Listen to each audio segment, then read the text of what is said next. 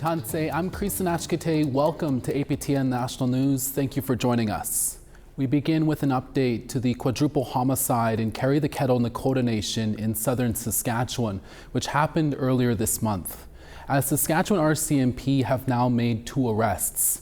RCMP also says an alleged firearm incident that involved a 29-year-old man that happened shortly after the bodies were located is not connected to the homicide investigation. Late Wednesday afternoon, RCMP Inspector Ashley St. Germain announced they had arrested 2 people in relation to the 4 people found deceased in a home in the Kettle, Nakoda Nation.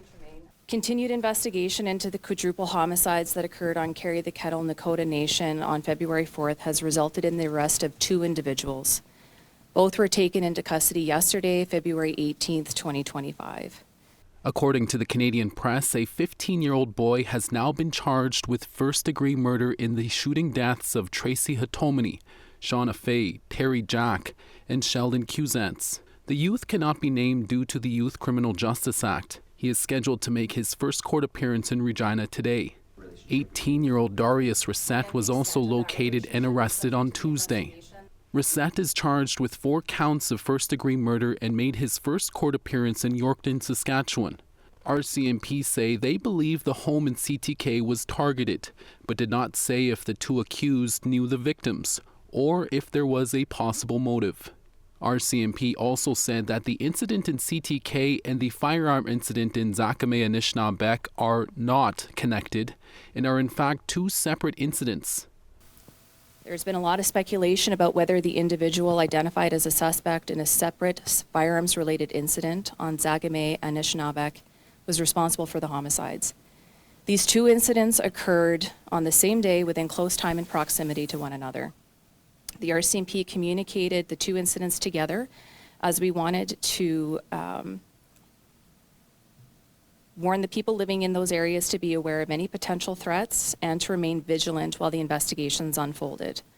29-year-old Keegan Panapakisik was charged with pointing a firearm at people in Zakame and was later arrested by the Regina Police Service. Panapakisik's family maintains he is innocent and are waiting for that investigation to conclude.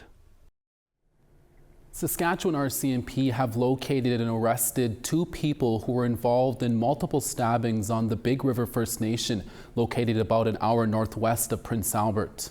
On Wednesday at around 6 p.m., RCMP arrested 29-year-old Ryan Lachance at a home in the Big River First Nation.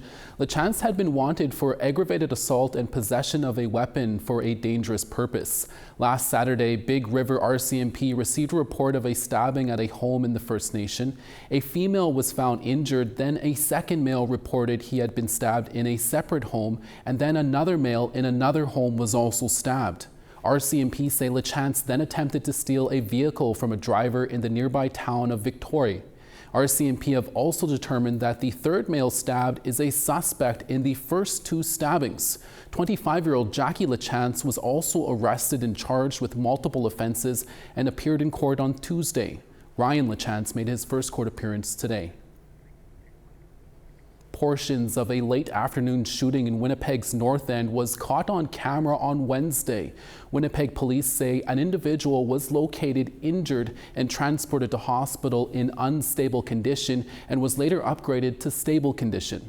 The video that has been viewed more than 800,000 times shows an individual running down the street with a shotgun. Numerous gunshots are then heard before the individual runs back into frame and turns and fires off another shot before the shooter and another person also holding a gun runs away. Winnipeg police say they are aware of the video circulating on social media. A suspect was taken into custody and the Major Crimes Unit has taken over the investigation. Police say anyone with more information or wishing to speak to police should call Major Crimes or Crime Stoppers. Yesterday in Belcourt, North Dakota, American Indian Movement member Leonard Peltier returned after 49 years in prison. He was convicted of killing 2 FBI agents after a shootout on the Pine Ridge Reservation in South Dakota in 1975. He was sentenced to life in prison for that, but President Joe Biden commuted that sentence to house arrest on compassionate grounds just hours before leaving office in January. Here is Leonard Peltier speaking at his welcome home ceremony. You know, I spent 49 years straight in prison for something I didn't do and was not really legally convicted of. There was 4 of us that was charged for the killing of 2 FBI agents. One guy wasn't even in the state that was charged, and Jimmy Eagle. And my co-defendant was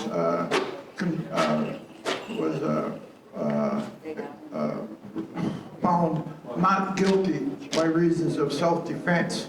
They were able to prove and show what the government was doing. They killed over 60 Lakota people over there. All you have to do is look up the church investigation committee, and they found 62 natives were killed. And so they said, put the full weight of the American government on Leonard Peltier. We need a conviction. This is our last time to get a conviction. When I was no more guilty than my co-defendants. And so I spent 49 years. I didn't think I was going to make it. I'm 80 years old now. I was a young man when I went in. I was 32. And APTN's Tiara Wheatley was in the Turtle Mountain Reservation for his homecoming. She wasn't able to speak to Leonard directly, but did get to speak to longtime American Indian Movement member Terry Nelson, who is from the Roseau River First Nation south of Winnipeg. Here's what Terry had to say. Thanks. So we're here at the Skydancer Entertainment Center where they've been welcoming home Peltier all day. And I have with me Terry Nelson, counselor with Roseau River in Manitoba. Tell me a little bit about why you decided to come here today.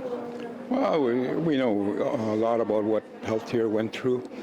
And 49 years, I mean, like he's in jail. But he did mention one thing there, and that is that there were over 60 people that died on our side, and I remember there was hundreds of thousands of bullets shot at the AIM people at that time.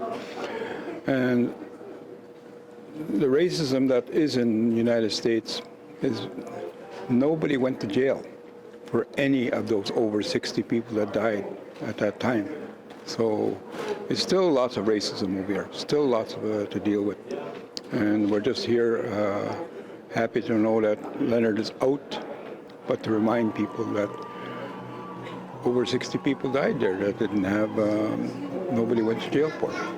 And in your earlier days, Mr. Nelson, you were tied to AIM as well? I served 11 years on the Grand Governing Council, and you know, the so-called Canada and United States, you know, Americans and Canadians, I mean, we're Anishinaabe, we're on both sides of the border. And that's, these are our relatives here too at Turtle Mountains. And so you made the trip this morning as well, you know, but you were here, you know, the drums were going earlier, grand entry, and, you know, and the pride. Just tell me what that moment felt like for you. Well, we're Medewin.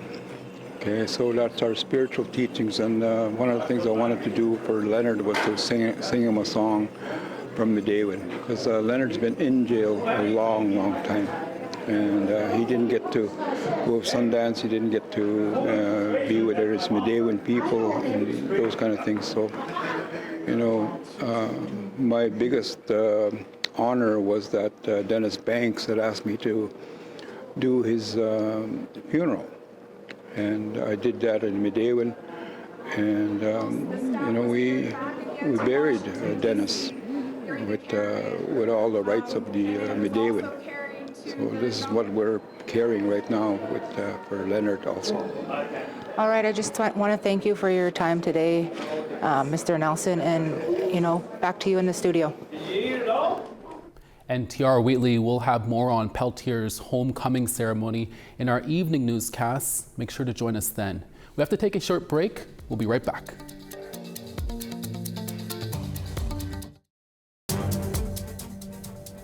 Welcome back. Since 2021, the Survivors Secretariat has worked to shed more light on what happened at the former Mohawk Institute Residential School in southwestern Ontario.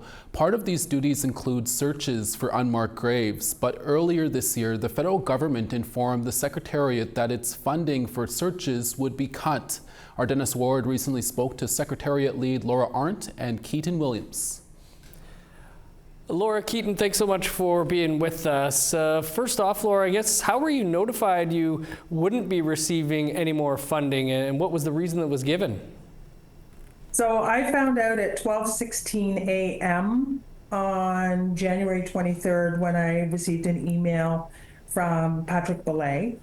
It was a 5-page letter that was very hard to follow, but essentially what it said was, according to our books, you have a $4.2 million surplus because we're not approving some of your expenditures. And if you want to apply for funding next year, the window opens in September. Your organization has been critical of the Trudeau government in the past. Do you think this had anything to do with that? I think what we've been critical of is the way information is communicated. There was a reduction in funding and it wasn't communicated in a clear way. We've tried to figure out, in conversation with other investigation teams across the country, how do you do the work with a quarter of the funding? And we gave Canada a report to give them an understanding. So if Canada sees that as critical, I'm guessing the next feasible option is to somehow try to quieten the voice we have. And I think, those two questions that went through my head when we got the letter was, is this retaliation for what we've done? And then the other question is, given how much work we've been able to accomplish, why would they stop funding at this point? But honestly, at this point in time, I have to be questioning if this isn't about the stance we've taken in saying this work has to be continued and we need to have sustainable funding. Right. Well, it appears that the government's trying to say you still have unspent funds. Can you tell us a bit about that? Yeah, so they're saying we have 4.1 million in unspent funding, but in reality, we actually don't have any funds left. We're now insolvent, waiting for them to communicate with us in terms of response from the letter that Laura received. And all last year up until now, we had no communication right back from March 2024. And Laura, did you want to touch on that too? So part of what we did is we heard rumors last year in 2024 that Canada was going to be lowering the ceiling about the maximum funding a community could receive to $3 million. So we hosted Catherine Cook here at our offices to walk through our funding. We knew we had about $2.5 million we had to carry over from one year to the next. And that was largely in part because Canada released the funding so late in the year. They released it in December of 2023 when our ground search season ended in the fall. So we had to carry the money forward to the next ground season year. So, Canada knew why the funding was being carried over. We were told we would not be penalized for it in our application for new funding. And then over 6 months, we heard next to nothing from Canada around the status of our application, when decisions were going to be made, until July of 2024. And that's when every organization in the country was informed Canada was cutting funding to $500,000. We pushed back against that, and I received a phone call from the minister's office mid-August, I should say, letting us know, good news, you're going to get your $3 million. And so the first question I asked Canada was, does that mean you're restoring the funding to sustainable funding for all communities? And they said, no, you'll get $3 million off of the top of the $92 million for the next 2 years. And I said that would put us with a target on our back to other communities because we'd be taking such a large portion of funding. Then we hear nothing from August through until that letter came through in January. And I will tell you, it's not just us. It's all organizations across the country are seeing funding cuts. In September, the National Documents Advisory Committee had its funding cut. And then last week, the National Advisory Committee had its funding cut. It's interesting to me that all of this is happening just like Patrick Belay said it would in January of 2024 when he was speaking in Iqaluit at the interlocutor gathering, when he said the funding would be sunsetting in 24-25. And here we are watching program after program be cut and funding whittled away to next to nothing. And the only thing that stands right now will be the NCTR, which is at the University of Manitoba. And I'm not completely sure that the NCTR is speaking for the voices of communities like ours. We've been doing our own document record search, and it's surprising that they've had an infusion of funding while all the investigation teams are losing funding. Laura and Keaton, we'll have to leave it there. Very important stuff, and appreciate you both joining us, though. Thank you very much. Thank you. Thank you, Dennis. It's Thursday, and that means Fraser Needham is here to tell us about a new upcoming episode of Nation to Nation. Fraser? Coming up after the evening news, in 2023, the RCMP closed its investigation into allegations of political interference by former Justice Minister Jody Wilson-Raybould against Prime Minister Justin Trudeau and his officials. But Democracy Watch wants to reopen the case, and Duff Conacher is here to tell us why. As well, a new report from the Parliamentary Budget Officer outlines the cost of a guaranteed basic income.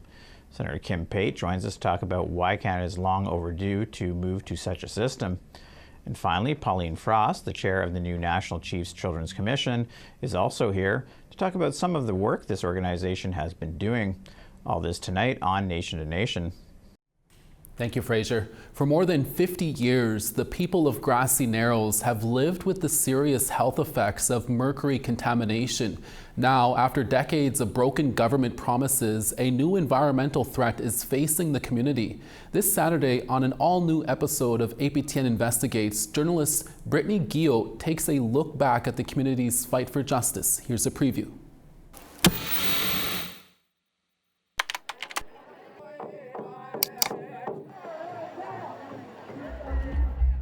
This past September, thousands of supporters and community members took to the streets of Toronto to protest mercury contamination in Grassy Narrows. It needs to be addressed, and the people involved need to be held accountable. I dealt with seizures at age 2, and I dealt with, I have constant headaches. Our elders that are sick, a lot of them have died with mercury poisoning. Mercury contamination has affected 3 generations over the last 50 years, and Grassy Narrows is still on its path of destruction. The grassroots movement is seeking compensation, an end to industrial activity on their homelands, and remediation.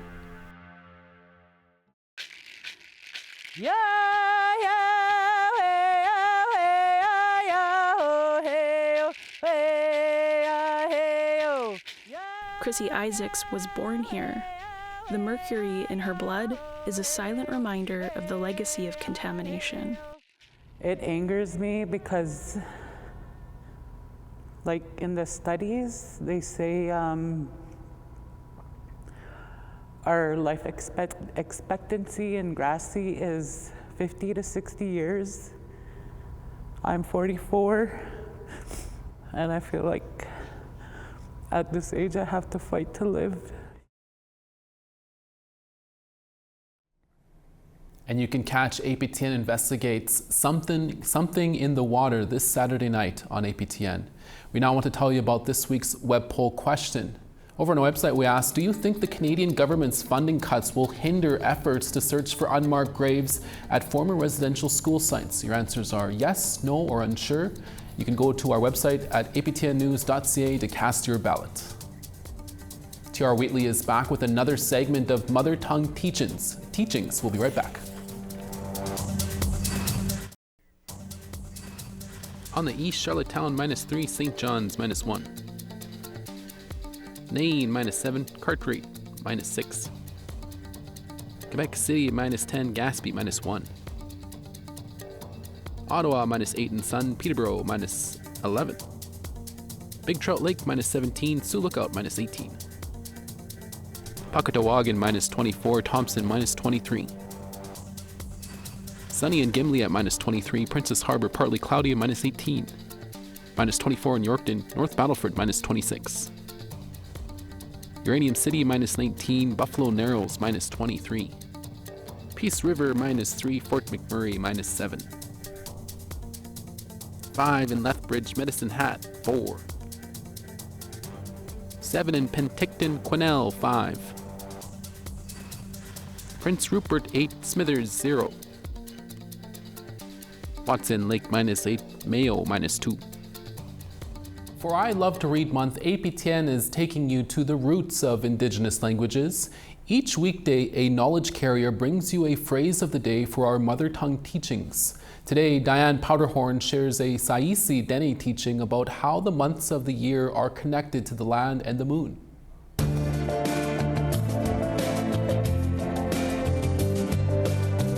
What's Diane Powderhorn who shesin Saisi Dene Hesling? That's only taught.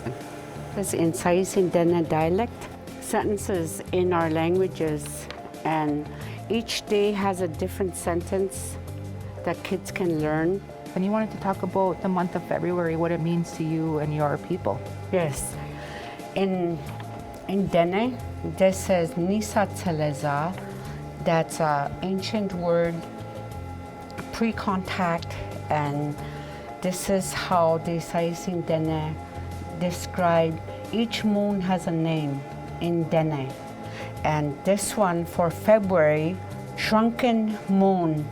And if you break down the word, Nisa Tseleza, Ni means the land, Sa means the moon or the sun, Tseleza, Tsele means small, Za means month. So land, sun, I guess shrunken, month. And say it all together. Nisa Tseleza. Our language is very important, our Dene language.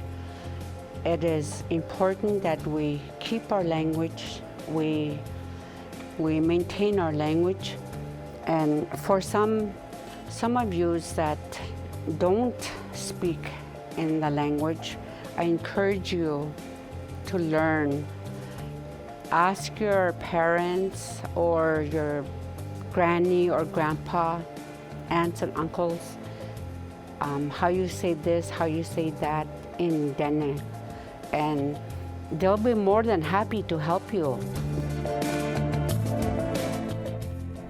Thanks for that teaching, Diane, and thank you to the Manitoba First Nations Education Resource Centre. Go check out our website for more phrases of the day at aptnnews.ca/mother tongue teachings.